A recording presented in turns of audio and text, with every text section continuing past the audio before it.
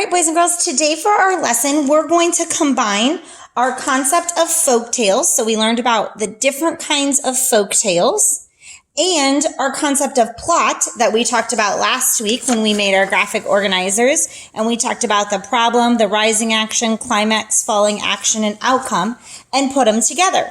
So I want you to find your story, How Bear Lost His Tail. It should be in your resources that Mrs. Weinkind had given you for plot.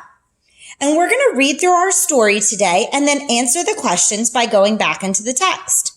So let's go ahead and read it together. Long ago, Bear had a long, shiny tail.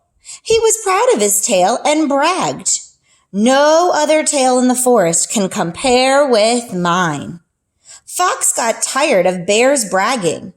One winter day, Fox went to a frozen lake and sat by a hole in the ice. When he heard Bear coming, Fox said loudly to himself, "My tail isn't shiny enough to catch that juicy fish under the ice." Then he hid behind a tree. "My shiny tail could catch that fish," Bear thought, licking his lips. He dipped his tail into the icy water. While waiting, Bear fell asleep.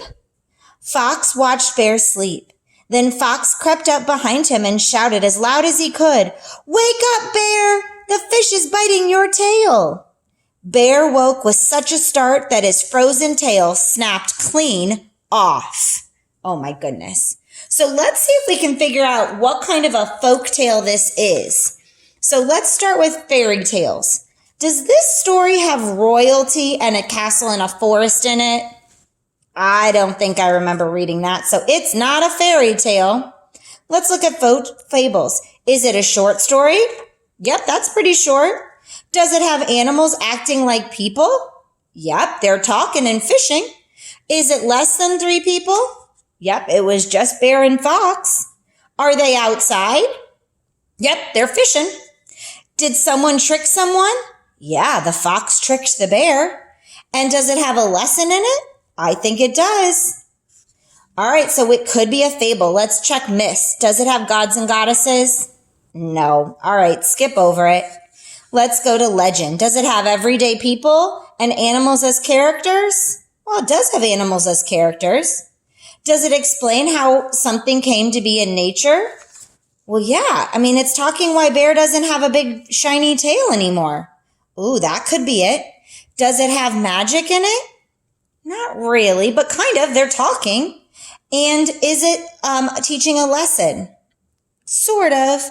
All right, so it could be a legend. Let's go to Tall Tale. Does it have everyday people with superhuman abilities? No. All right, so it's either a fable or a legend. So let's see if we can figure out which one it's going to be. We have to decide between, is it something of nature or is there trickery? I feel like in this story that this is kind of talking about this one, how something came to be in nature. So let's talk about, how do I know this text is a folk tale?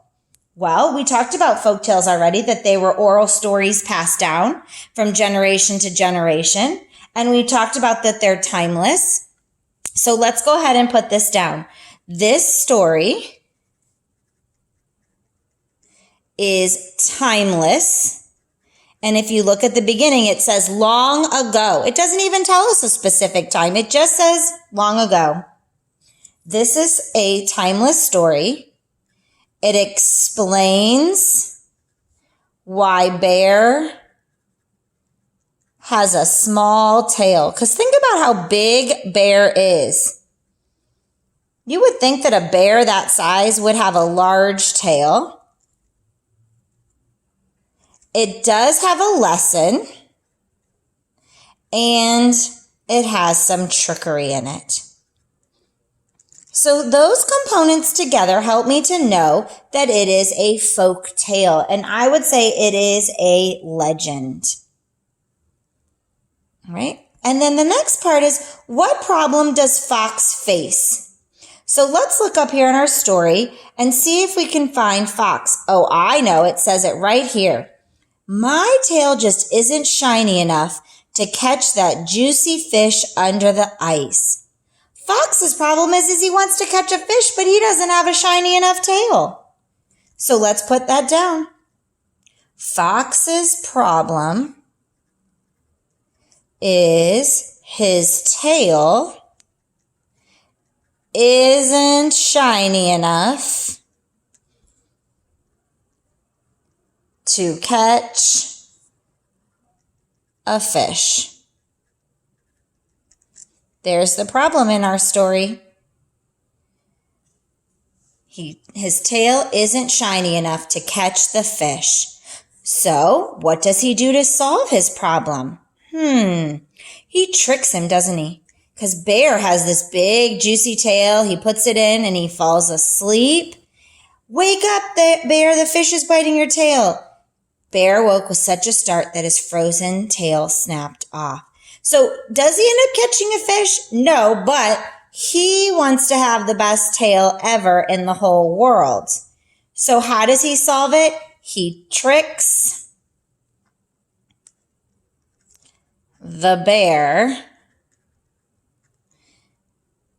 into fishing